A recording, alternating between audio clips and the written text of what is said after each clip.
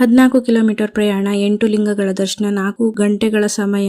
ಇದು ಒಂದು ಗಿರಿ ಪ್ರದಕ್ಷಿಣೆ ಆಗಿರುತ್ತೆ. ಇಲ್ಲಿದೆ ನೋಡಿ ನಮ್ಮ ಡೆಸ್ಟಿನೇಷನ್, ಅರುಣಾಚಲಂ ಕ್ಷೇತ್ರ.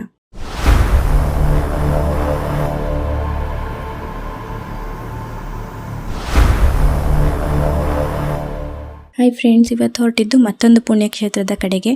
ಇದು ಬರೀ ದೇವಸ್ಥಾನವಲ್ಲ, ಎಲ್ಲರ ಎಮೋಷನ್ಸ್ ಅಂತ ಹೇಳ್ಬೋದು. ಎಲ್ಲಿ ಅಂತ ಅನ್ಕೋತಾ ಇದ್ದೀರಾ? ಬನ್ನಿ ಕರ್ಕೊಂಡು ಹೋಗ್ತೀನಿ.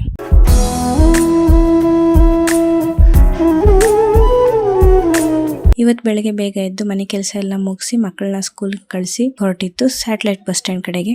ಬಟ್ ನಮಗೆ ಬಸ್ ಮಿಸ್ ಆಗಿತ್ತು. ಹಸ್ಬೆಂಡ್ ನಮ್ಮನ್ನ ಡ್ರಾಪ್ ಮಾಡಿ ಎಲೆಕ್ಟ್ರಾನಿಕ್ ಸಿಟಿ ಕಡೆಗೆ ವರ್ಕ್ಗೆ ಹೋಗೋರಿದ್ರು. ಸೊ ಇನ್ನೇನು ಅಲ್ಲೇ ಬಸ್ ಹತ್ತಿಸ್ತೀನಿ ಬನ್ನಿ ಅಂತ ಕರ್ಕೊಂಡು ಹೋದ್ರು. ಸ್ವಲ್ಪ ಹೊತ್ತು ವೇಟ್ ಮಾಡಿದ್ಮೇಲೆ ನಮ್ಮ KSRTC ಬಸ್ ಬಂತು. ಬಸ್ ಹತ್ತಿ ಟಿಕೆಟ್ ತಗೊಂಡು ಹೊರಟ್ವಿ. ಬಸ್ ಹತ್ತಾಗ 12:45 ಆಗಿತ್ತು. ಇಲ್ಲಿ ಬಂದು ರೀಚ್ ಆಗಿದ್ದು 4:30 ಆಗಿತ್ತು. ಬಸ್ನಲ್ಲಿ ಬರ್ಬೇಕಾದ್ರೇನೆ ಹೋಟೆಲ್ ಕೂಡ ಬುಕ್ ಮಾಡ್ಕೊಂಡಿದ್ವಿ. ಇಲ್ಲಿ ಹೋಟೆಲ್ಗೆ 1 ಕಿಲೋಮೀಟರ್ ತೋರಿಸ್ತಾ ಇತ್ತು.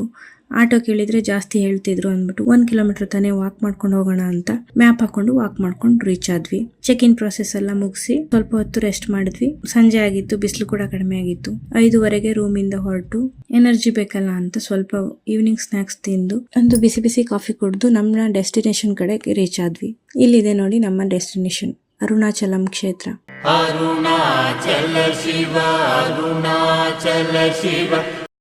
ಇಲ್ಲಿ ಬಂದು ಕಾಯಿ ಒಡೆದು ದೀಪ ಹಚ್ಚಿ ಎಲ್ರಿಗೂ ಒಳ್ಳೇದ್ ಮಾಡಪ್ಪ ಅಂತ, ಹಾಗೆ ನಮ್ಮ ಗಿರಿ ಪ್ರದಕ್ಷಿಣೆ ಆರಾಮಾಗಿರ್ಲಿ ಅಂತ ಕೇಳ್ಕೊಂಡು 6:15ಗೆಲ್ಲ ಗಿರಿ ಪ್ರದಕ್ಷಿಣೆ ಹಾಕಕ್ಕೆ ಸ್ಟಾರ್ಟ್ ಮಾಡಿದ್ವಿ. ಆದ್ರೂ ಎಷ್ಟೋ ಜನಕ್ಕೆ ಗೊತ್ತೇ ಇಲ್ಲ ಗಿರಿ ಪ್ರದಕ್ಷಿಣೆ ಯಾಕಾಗ್ ಮಾಡ್ತಾರೆ, ಇದ್ರ ಮಹತ್ವ ಏನು ಅಂತ. ಬನ್ನಿ ತಿಳಿಸ್ಕೊಡ್ತೀನಿ. ಮಳೆ ಬಿಸಿಲು ಚಳಿ ಅಂತ ಲೆಕ್ಕಿಸದೆ ಮಾಡೋ ಗಿರಿ ಪ್ರದಕ್ಷಿಣೆಯ ಮಹತ್ವ ಏನು ಅಂತ ಪುರಾಣಗಳ ಪ್ರಕಾರ ನೋಡೋದಾದ್ರೆ, ವಿಷ್ಣು ಹಾಗೂ ಬ್ರಹ್ಮದೇವರ ನಡುವೆ ದೊಡ್ಡ ಜಗಳನೇ ನಡೀತಾ ಇತ್ತು, ಯಾರು ದೊಡ್ಡವರು ಅಂತ ತಿಳ್ಕೊಳ್ಳೋದ್ರಲ್ಲಿ. ಋಷಿ ಮುನಿಗಳೆಲ್ಲ ಶಿವನ ಹತ್ರ ಹೋಗಿ ತಂದೆ ನೀನೇ ಇದಕ್ಕೆ ಏನಾದ್ರೂ ಪರಿಹಾರ ಮಾಡ್ಬೇಕು ಅಂತ ಕೇಳ್ಕೊತಾರೆ. ಆಗ ಸಾಕ್ಷಾತ್ ಶಿವನೇ ಅಗ್ನಿ ರೂಪದಲ್ಲಿ ಕಾಣಿಸ್ಕೊತಾರೆ.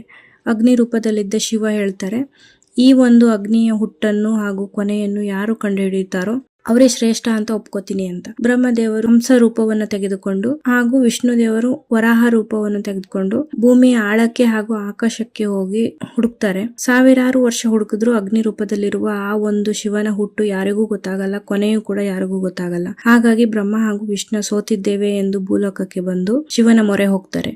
ಆಗ ಸಾಕ್ಷಾತ್ ಅರುಣಾಚಲೇಶ್ವರ ಪರ್ವತ ರೂಪದಲ್ಲಿ ಶಿವ ಕಾಣಿಸ್ಕೋತಾರೆ.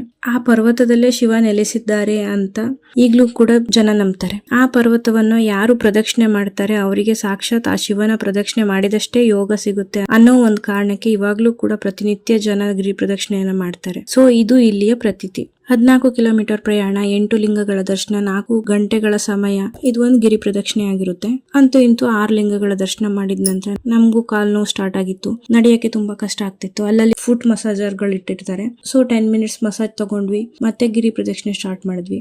ನನ್ಗೆ ಮೋಕ್ಷ ದ್ವಾರದಲ್ಲಿ ಹೋಗ್ಬೇಕು ಅಂತ ತುಂಬಾ ಆಸೆ ಇತ್ತು. ಯಾವಾಗ್ಲೂ ಫುಲ್ ರಶ್ ಇರುತ್ತೆ, ಸಾಧ್ಯ ಆಗಲ್ಲ ಅಂತ ಅನ್ಕೊಂಡಿದ್ವಿ. ನಮ್ಮ ಅದೃಷ್ಟ ಜನ ಅಷ್ಟೇನ್ ಇರ್ಲಿಲ್ಲ. 1.5 ಗಂಟೆ ವೇಟ್ ಮಾಡಿದ್ಮೇಲೆ ಮೋಕ್ಷ ದ್ವಾರದಿಂದ ಎಂಟ್ರಿ ಆಗಿ ಹೊರಗಡೆ ಬಂದು ಮತ್ತೆ ಗಿರಿ ಪ್ರದಕ್ಷಿಣೆ ಸ್ಟಾರ್ಟ್ ಮಾಡಿದ್ವಿ. ಫೈನಲಿ 4.5 ಗಂಟೆಗಳ ಕಾಲ ನಡೆದು ದೇವಸ್ಥಾನದ ಹತ್ರ ಬಂದು ಕಾಯಿ ಒಡೆದು ದೀಪ ಹಚ್ಚಿ 1 ಗಿರಿ ಪ್ರದಕ್ಷಿಣೆಯನ್ನ ಕಂಪ್ಲೀಟ್ ಮಾಡಿದ್ವಿ.